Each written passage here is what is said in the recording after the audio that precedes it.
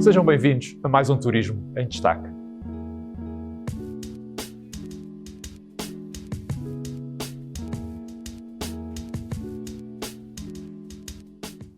Esta é uma pergunta de âmbito muito vasto, uma vez que estamos aqui a falar de políticas internacionais que, de alguma forma, protegeram e, em alguns casos até,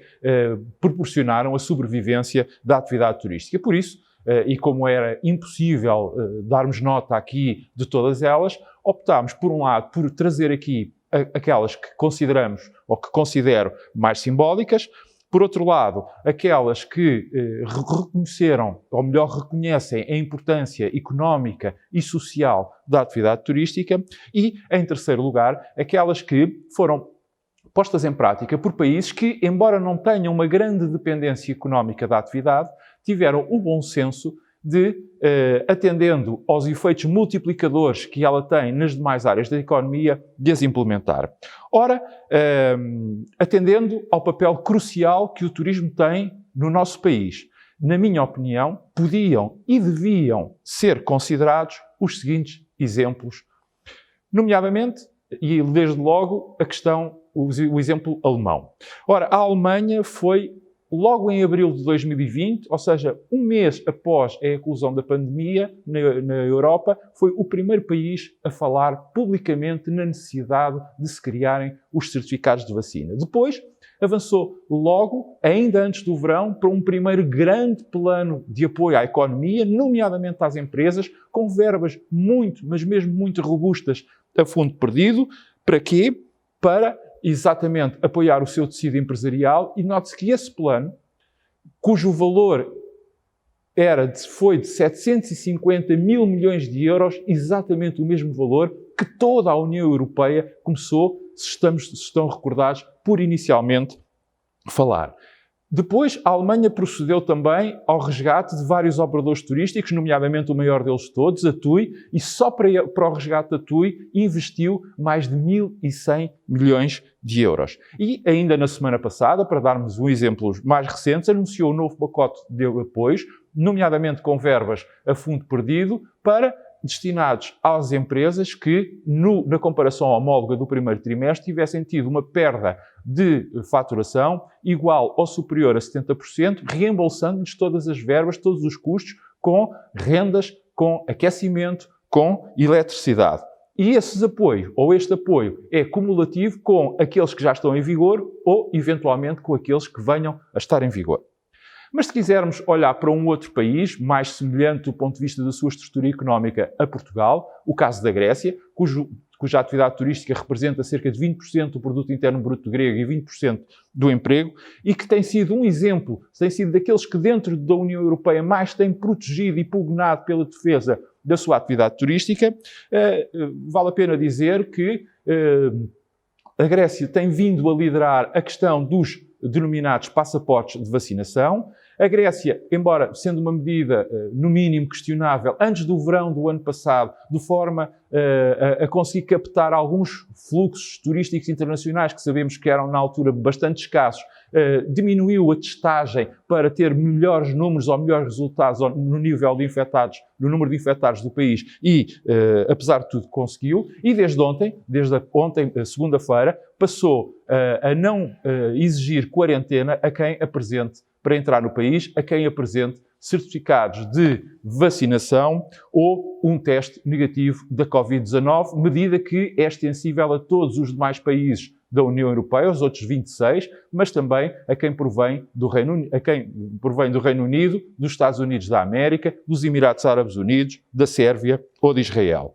Mas se não quisermos ir para país e quisermos ir para medidas, uma delas que veio aliviar em muito a tesouraria das empresas e veio, no fundo, dar um balão de oxigênio do ponto de vista financeiro a muitas empresas, estou-me a referir, em concreto, à redução da taxa do IVA. E, por exemplo, em 2020, só na União Europeia, aliviaram a taxa do IVA para as empresas países como a Áustria, a Alemanha, a Bélgica, a Bulgária, Chipre, a República Checa, a Grécia e o Reino Unido. Fora da União Europeia, a mesma medida, tivemos a Noruega, tivemos a Turquia, Montenegro e a Moldávia, entre tantos outros.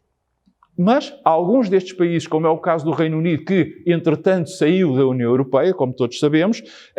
anunciaram no final ainda do ano passado a extensão desta medida até ao final de setembro deste ano, de 2021, e mantendo a taxa reduzida, a taxa de 5%, sendo que também disseram logo que a partir de 1 de outubro e até 31 de março já do próximo ano, 2022, passariam essa taxa para um valor intermédio para 12,5%. E já que falamos no Reino Unido, não nos esqueçamos da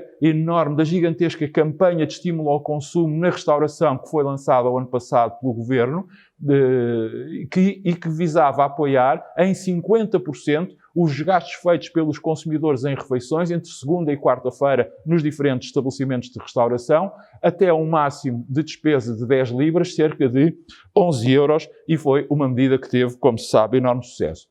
Mas se quisermos atravessar o Atlântico para o outro lado, e embora cá na Europa, no velho continente e na União Europeia ainda andemos muito à espera e nem sequer sabemos quando virá a prometida bazuca europeia, nos Estados Unidos a bazuca americana foi implementada e já está há muitos meses a chegar à economia real, isto é, às empresas. Para darmos uma ordem de grandeza, do total de apoios concedidos pelos Estados Unidos da América para as empresas do turismo, elas conseguiram já ter uma fatia de cerca de 18% desse total. Ou seja, mais de 18 mil milhões de dólares foram dados às empresas turísticas. E, convenhamos que 18% é muito mais do que representa o peso do turismo na economia americana e nestes números não estou a contar nem com os apoios dados à aviação, nem com este último pacote que a administração Biden tem estado a avançar. No caso de Itália, por exemplo, sendo um país com também um enorme peso na sua atividade turística, o último governo, que foi impulsado há cerca de 2 meses, procurou, na sua orgânica, incorporar uma medida de melhor aproveitamento da retoma dos fluxos turísticos internacionais, por um lado, e, por outro lado, também de uma melhor coordenação das políticas intergovernamentais para apoiar a atividade turística, mal ela comece a poder desconfinar, por assim dizer, e as pessoas pudessem começar a viajar. Foi a criação de um Ministério do Turismo. A semana passada ainda aqui falámos do turismo de vacinas, uma medida que, do ponto de vista ético, deixa algo a desejar. Não há, sem dúvida nenhuma, que todos os dias capta novas adesões e novos aderentes. Mas o ano passado já tivemos o chamado turismo de seguros, em que vários destinos, como por exemplo a Turquia, a República Dominicana ou até mesmo as Canárias, ofereciam seguros que cobriam uma possível infecção por Covid-19, de modo a que quem os visitasse sentisse protegido e, no caso de vir a ser infectado, poder ser devidamente tratado. Ou seja, e para concluir, por cá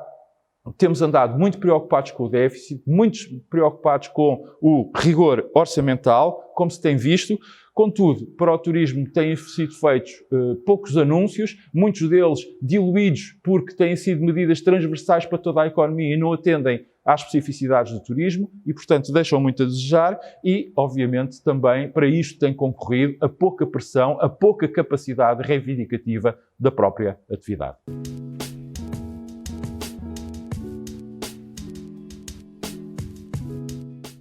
Esta medida, o e-voucher, foi, como estamos todos seguramente recordados, foi anunciada com enorme pompa e circunstância a quando da apresentação, do debate e da aprovação do Orçamento de Estado para este ano, para 2021. Só que depois, o que é que aconteceu? Nada. Aqui, no Turismo em Destaque, como estão seguramente recordados aqueles que nos acompanham mais a miúdo, eu tenho vindo a insistir na necessidade desta medida, mas acabo por ter que reconhecer que sou uma voz muito pouco acompanhada, para não dizer mesmo isolada. Ora, soubemos há cerca de 1 semana e meia, 2 semanas, que o Governo entende não ser este ainda a altura, não ser este ainda o momento, não haver ainda condições para avançar com esta medida, atendendo a que estamos neste desconfinamento,